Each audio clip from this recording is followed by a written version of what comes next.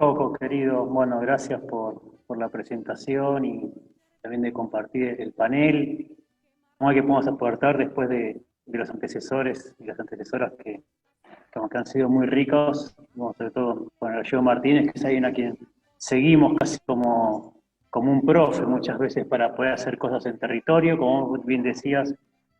soy trabajador del INTA, pero bueno, que también mucho tuvo que ver SICUS con eso, pero también trabajando en medios comunitarios, en Mestiza, que de hecho SICU fue parte de la inauguración de la radio, y también en la comunicación sindical y con organizaciones sociales en todo el territorio. Lo que un poco quiero contar por ahí, volviendo como arrancó Ingrid, yo vengo de una experiencia de muchos años en el conurbano y la ciudad de Buenos Aires, y de golpe había que hacer comunicación en el interior de la provincia de Buenos Aires, sobre todo en una zona productiva, una zona núcleo, donde quizás el INTA que mencionaba Enrique Martínez no ha llegado a esta zona, de donde los que ahí tenemos una mirada sobre de promover la agricultura familiar, la agroecología, el desarrollo local. Si bien está presente, es marginal, porque justamente el sector en el que estamos demanda otras cosas. O sea, es muy fuerte el sector productivo que genera commodities y que exporta casi de una manera minera granos, pero sí que exporta nutrientes hacia China, pero que también al mismo tiempo es tan importante para cuando esa renta es capturada por esto y redistribuida para el desarrollo. Aquí está presente, o sea, encontrás cara a cara en los bares, en las reuniones, en los consejos locales, en las mesas o gobernando los municipios. Entonces es un desafío distinto a trabajar en el Gran Buenos Aires, donde está un poco más mediado eso y donde hay una mayor presencia de otros actores. La idea era poder contarles a la gente que después vea un poquito cómo uno piensa esta zona, digamos. Electoralmente es la segunda y cuarta sesión electoral de la provincia de Buenos Aires. Digo esto porque es una zona donde históricamente ha estado presente gobiernos de tinte del radicalismo, pero un radicalismo también más vinculado a sectores conservadores, y eso da una pauta de cómo es la idiosincrasia y las formas de comunicarse y de vincularse de esta región, que si bien podríamos extenderla hacia la costa del Paraná, básicamente hablamos de un perímetro entre la ruta 5, si queremos, ruta 215, hasta el límite con Santa Fe, ruta 188, y podemos tener hasta Villegas, ¿no? Hay como una gran zona agrícola importante, agrícola ganadera, pero de producción muy, muy extensiva, ¿no? Que genera grandes riquezas, y pues se domina la zona núcleo productiva del país, junto con el sur de Santa Fe y sur de Córdoba, que obviamente tiene características muy distintas a las que puede tener las zonas del NOA y el NEA, y el vínculo con productores. Es una zona que estuvo caracterizada, podríamos hablar, a partir de los mediados del siglo pasado, donde se establecieron colonias agrícolas. Eso había transformado muchísimo la sociología rural, con estas unidades productivas de 170 hectáreas, donde llegaron los colonos.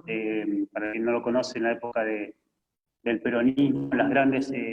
estancias improductivas, porque estaban sin producción, fueron compradas por el Estado y vendidas a precios accesibles para que se establezcan colonias que se podían pagar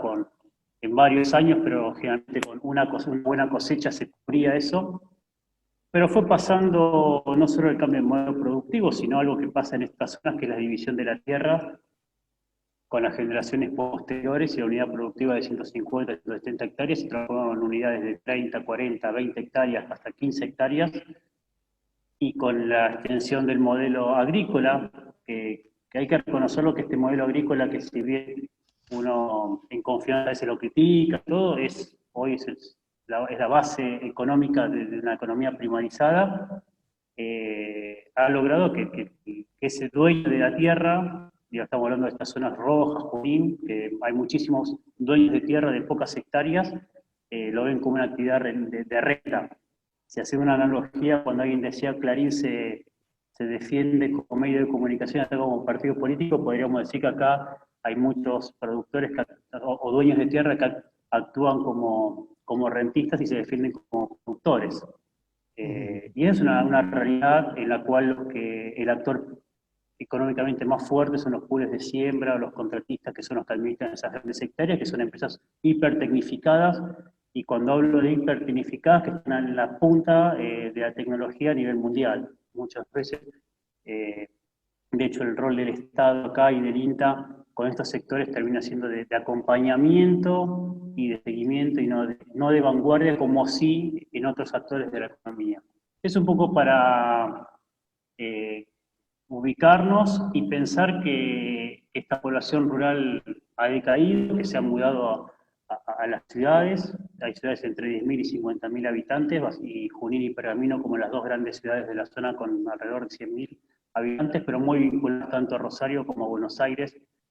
con lo cual la cuestión de la identidad de la provincia de Buenos Aires, que ya es un tema histórico en crisis, que siempre es un tema de discusión, en esta está mucho más. ¿Cuál es la identidad nuestra en lo cultural? Es mucho más compleja cuando el ida y vuelta a Buenos Aires está tan presente, y lo que podemos pensar de industrias culturales o incluso valor agregado que genera empleo es muy débil. De hecho, la agroindustria es casi inexistente en esta zona, generalmente lo que más hay son servicios. En el caso de Junín, digo, para que entiendan un poquito, es particular, es la única ciudad donde el agro directo representa el 15% de sus ingresos, pero si no estamos hablando más del 50% de todas las ciudades cabeceras están relacionadas con la actividad primaria.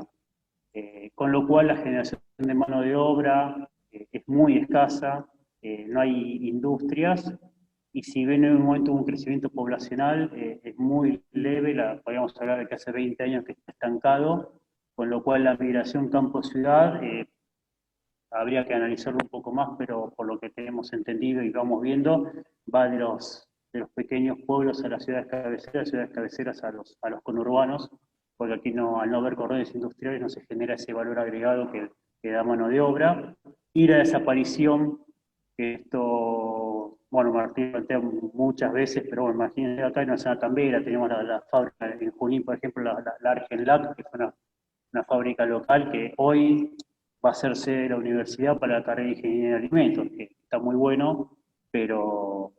la leche, la poca leche que se produce aquí, en pocos tambos, viaja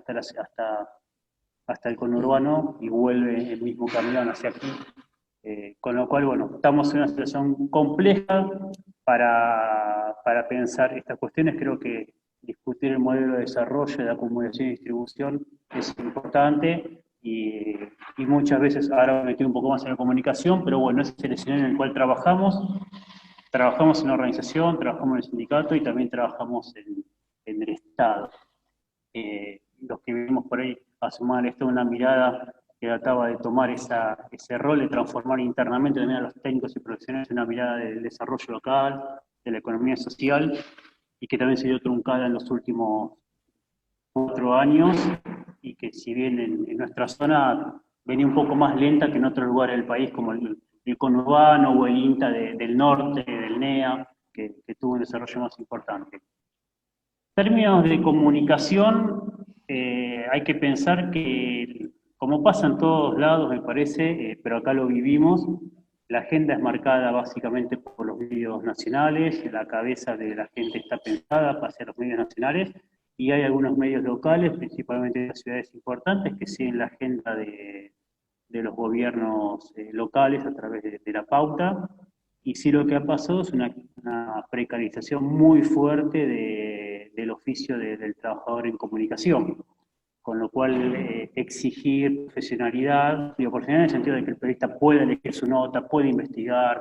pueda publicar, pueda sentarse frente al editor de un diario, es muy complejo. Es muy complejo porque muchas veces los colegas tienen que producir 4 o 5 notas diarias, pues siempre es copiar y pegar comunicados de prensa o gacetillas que generan otras instituciones, empresas, organismos, y tienen poco margen de trabajo sumado a la presión para sostener su empleo en régimen de monotributo. Bueno, imagínense que hacer comunicación, ni hablamos de comunicación comunitaria y popular, que hacer comunicación es complejo, es algo que que creo que pasa en todos los ámbitos, pero bueno, en estas ciudades supongo que Ingrid, si habla con algún comunicador o algún medio de su zona, es muy similar en todo el interior del país. Y obviamente los medios comunitarios son débiles. Nosotros formamos uno en Junín, hay otro en Pergamino, que es La Posta, pero en la lógica de los medios comunitarios, que si bien sabemos que su incidencia es muy relativa y de que el consumo de los contenidos es relativo, por ahí tienen un rol muy importante en esa protección territorial, aquí tampoco son fuertes, y solamente hay un canal cooperativo en Rojas que sí tiene que ver con algo que es interesante tener en cuenta, que la economía social acá fue muy importante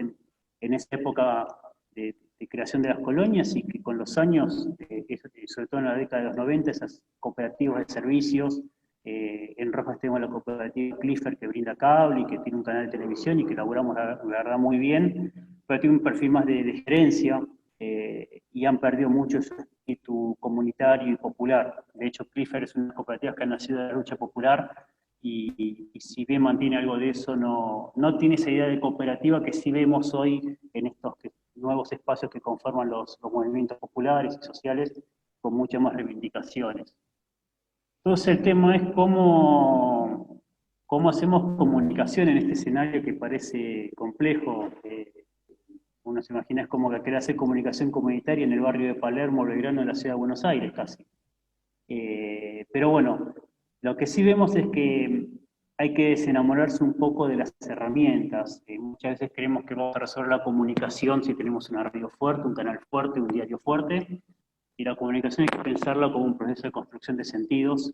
que se da a través de un montón de procesos sociales, de espacios, con actores y en los territorios. En una reunión, en esta charla, en un grupo de WhatsApp, en una capacitación, y también en los diarios y en los medios hay herramientas de comunicación donde uno puede intervenir, y muchas veces poner todas las energías en crear una radio local o un blog o un sitio, un portal, que después no sabemos muy bien cuánta gente va a poder leerlo, cuánto podemos sostenerlo, porque obviamente generar contenidos no es solamente generar noticias, es generar ficción, es generar arte, es generar cultura, para competir y para disputar audiencia e incidencia no es tan sencillo. Queremos que sí, hay que pensar la comunicación en la dimensión de que nos integramos a otros profesionales y a otros espacios de construcción social y política. En el INTA lo hacemos junto a agrónomos o junto a veterinarios, pero lo podemos hacer junto a los sindicatos o junto no sé, en este contexto estamos trabajando muy bien con el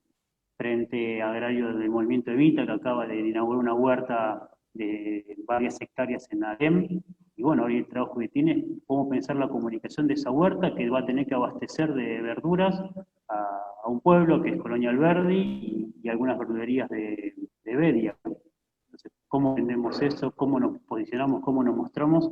va a ser un trabajo que no se resuelve teniendo la propiedad de una radio comunitaria o de un medio, sino en un montón de herramientas, de experiencias, e incluso construyendo la identidad del grupo, que muchas veces eso se da en el camino, no es que el grupo previamente ya existía, sino que se va conformando a medida que avanza el proyecto. Creo que esto que yo decía, te cuento ese espacio, los medios actores, y pensar que en la comunicación, cuando lo llevamos adelante, por lo menos nosotros, tiene que ver con dos cuestiones. Primero, romper con este esquema tan cerrado que conté al principio, es intentar mostrar otras voces, poner en escena otros actores y otras realidades y otras construcciones que existen, pero que hay que, como Marcela decía, ¿no? Este laburo de antropólogo, de ir a buscarlas, porque si no es como una planta que se va marchitando. Si no las encontramos y no las ponemos en escena, en un momento desaparecen y nadie las conoció. Y sabemos que, aunque sea en un video en YouTube, muchas veces verse, y creo que lo que vimos, lo que contaba Coco, ¿no? De las historias de vida que se hicieron los pequeños productores, no sé cuánta gente habrá leído esas cartillas, pero para el colectivo donde esa gente participada, ver un libro publicado genera mucha potencia y mucha fuerza militante. Entonces ya empezar a trabajar con eso es un valor. Lo que tenemos que tratar es que eso no se quede una delegación de la comunicación a la construcción de sentido en los profesionales o en el medio, por más que sea un medio comunitario, en los que trabajan en ese medio, sino ver cómo la comunidad participa de eso en una zona que, a diferencia de la que plantea Ingrid, acá podemos ver casi una universalidad de acceso y donde haya proyectos colectivos, la participación en la toma de decisiones. Cuando hablamos de transformación, es cambiar esta idea, ¿no?, de la persona como consumidora solamente, ya sea de los medios de comunicación o consumidora de la política o de la cultura o de la educación, sino también en un rol mucho más protagónico en la generación de esos contenidos y en la toma de decisiones estratégicas. Eso es un poco hacia dónde tratamos de enfocarlo, incluso también desde el trabajo en el Estado, ponernos a disposición de generar que los colectivos y los grupos puedan hacer comunicación ellos y que no dependan de nosotros. Obviamente es un proceso que lleva tiempo y que creo que la clave está en la continuidad de eso. Tenemos la suerte, si bien muchas de las grandes políticas públicas nos direccionan hacia un lado o hacia el otro, que como trabajamos en la extensión y en las agencias, nos parecemos mucho a las escuelas, ¿no? Que a veces cambia el sistema, la ley de educación, pero en la escuela de barrio a veces tarda en cambiar. En nuestro caso, cuando cambia para mal, a veces nosotros tenemos un buen derecho para seguir trabajando en las líneas que eran importantes para la comunidad